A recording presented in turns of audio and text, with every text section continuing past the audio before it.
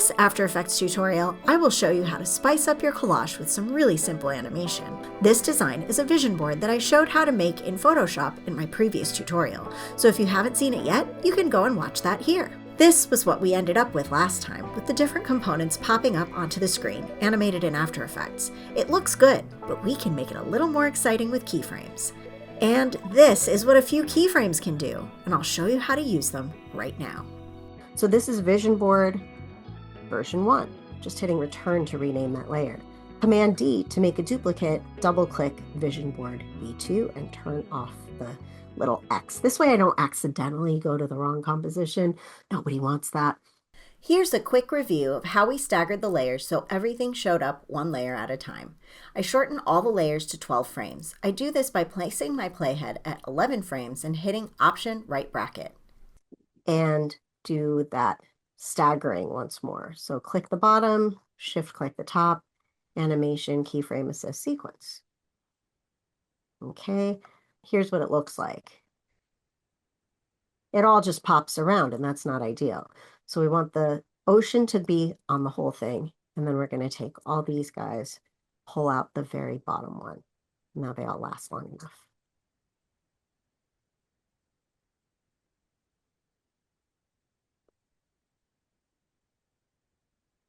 All right, that works. Let's animate each of these things coming into place. So I'm going to have this one just come into this location. So I'm going to have it come in over the course of like, let's do 10 frames. So shift page down or shift command right arrow. And now I can select this guy, hit P for position, and then I can go back to the beginning. As I drag the playhead, if I hold shift, it kind of locks, magnetizes to the end of that layer, and that's kind of nice. So I can just have this move into place. And if you sort of line up the motion path here with the contour of the an element in the photo, it feels really good. So, okay, got to make the sound effect. At the end here, I'm going to hit F9 or right-click, keyframe assist, easy ease. Okay, and then we're going to have our books come on. And starting at, I'm always animating backward. So I place my playhead where I want it to land. I turn on the stopwatch next to the position, and then I go back and I move it down. Let's do the same thing with this one. Shift page down. Maybe for this one, I want it to scale up instead. So I can turn on the scale property. And at the beginning, it doesn't have to go all the way down to 0, folks. You can just set it to 20. That's fine. This way it's not completely invisible. Give everybody an easy ease. Okay, then our airplane can kind of move into place as well.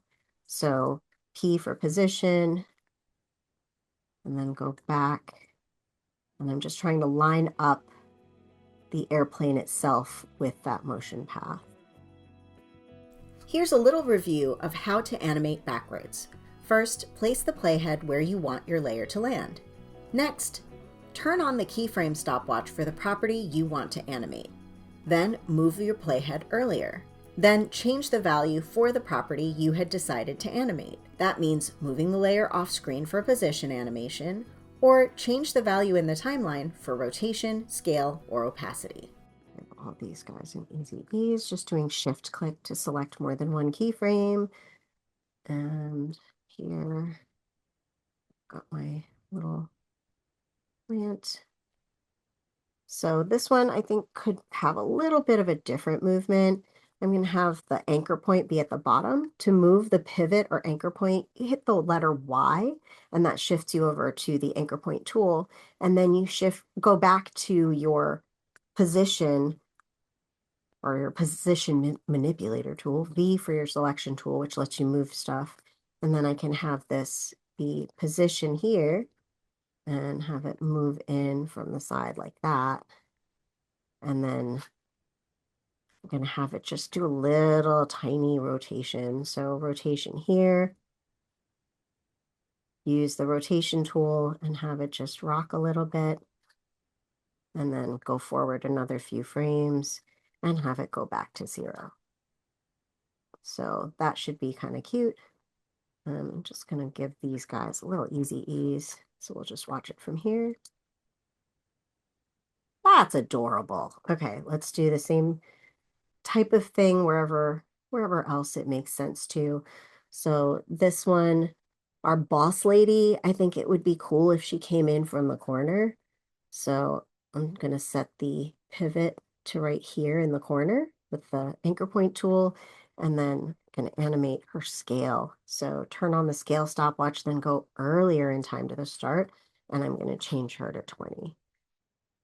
Give her an ease at the end. This one here is our little flower. And the flowers can all just have some, why did we end up with that there? Let's see. Hold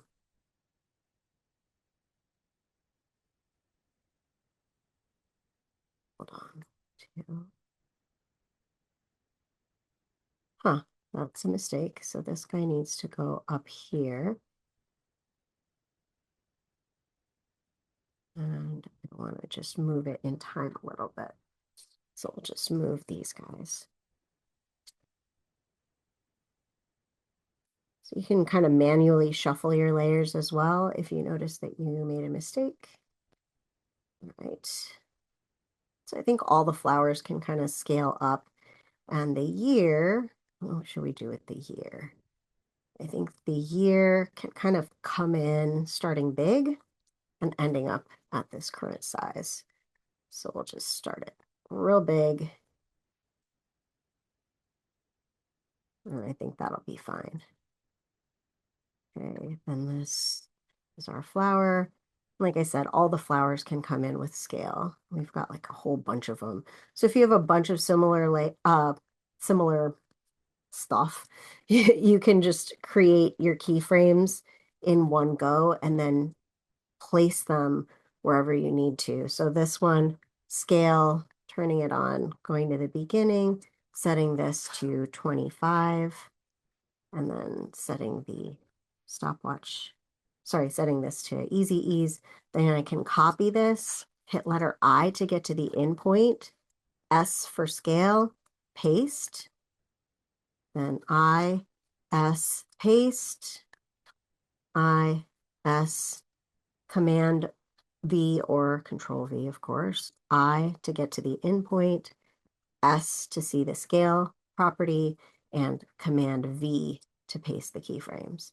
Okay, so now this is going to be a nice and smooth animation. I'm going to save it really quick, and I'm going to rewind all the way to the beginning and hit spacebar. Let's change the zoom level to fit so nothing gets cut off.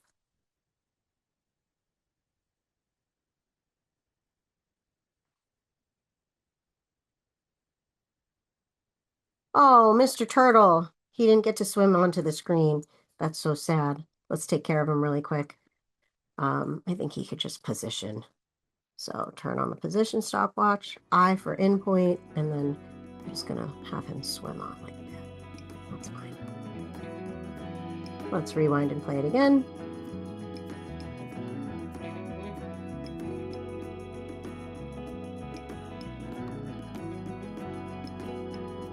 That looks so cute. I'm super happy with that.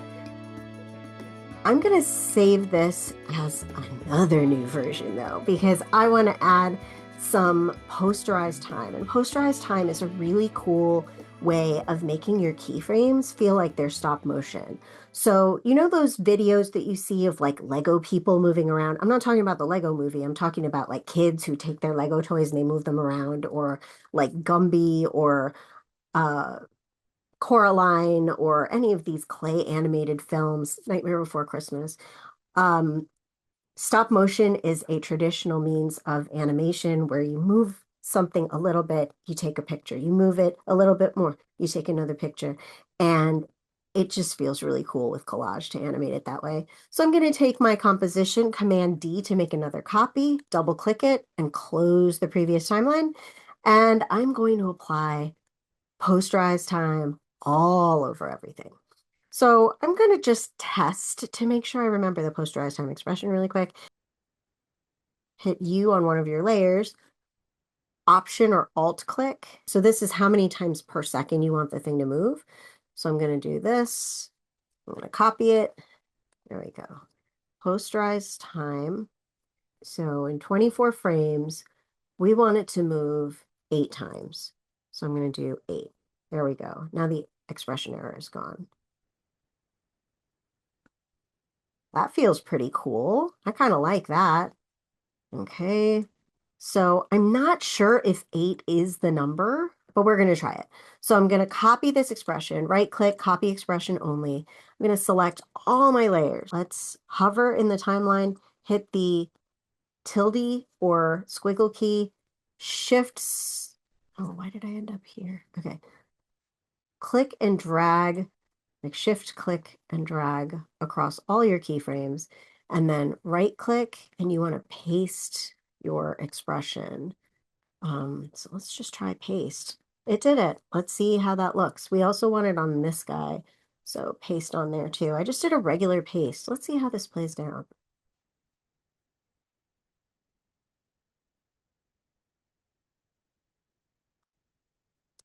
And that feels really good. I like it. Okay. Now, if I didn't like the 8, all I'd have to do is undo a couple of times, change that expression to be, let's say, 6 or 4 or something like that, and then paste that again. Copy the expression, paste it again. So I'm going to add my music to this.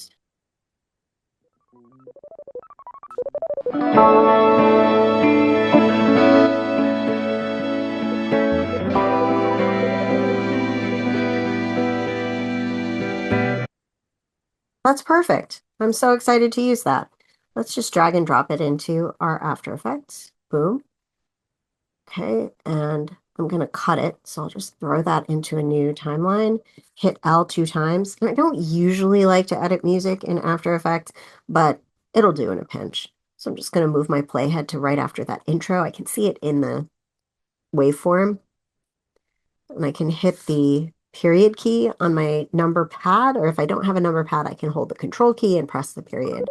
I don't like the digital sort of sound that's going on there, so I'm just going to have it start here.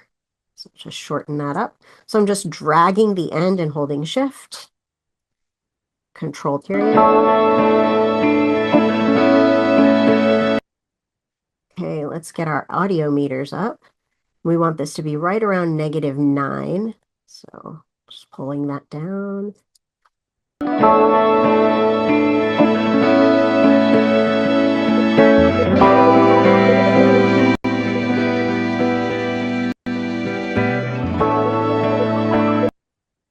Okay.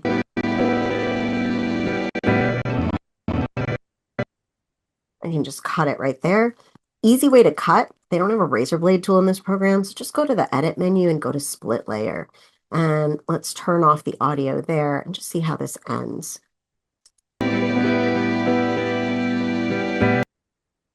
I think it's fine. We just need to add a fade.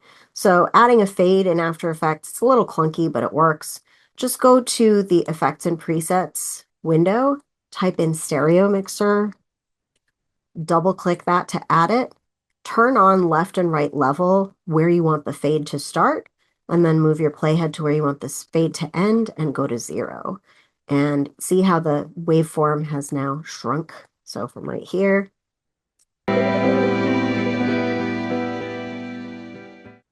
Okay, so I can just take that chunk now and copy it, go over to my vision board and paste, and then just have it line up at the beginning here.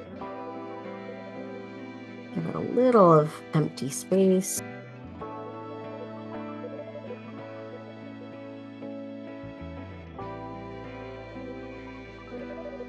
Thank you so much for joining me. I had so much fun designing and animating my vision board with you, and I hope you enjoyed watching the process, and I hope you'll make your own. Don't forget to like and subscribe, and I can't wait to see you next time. Bye!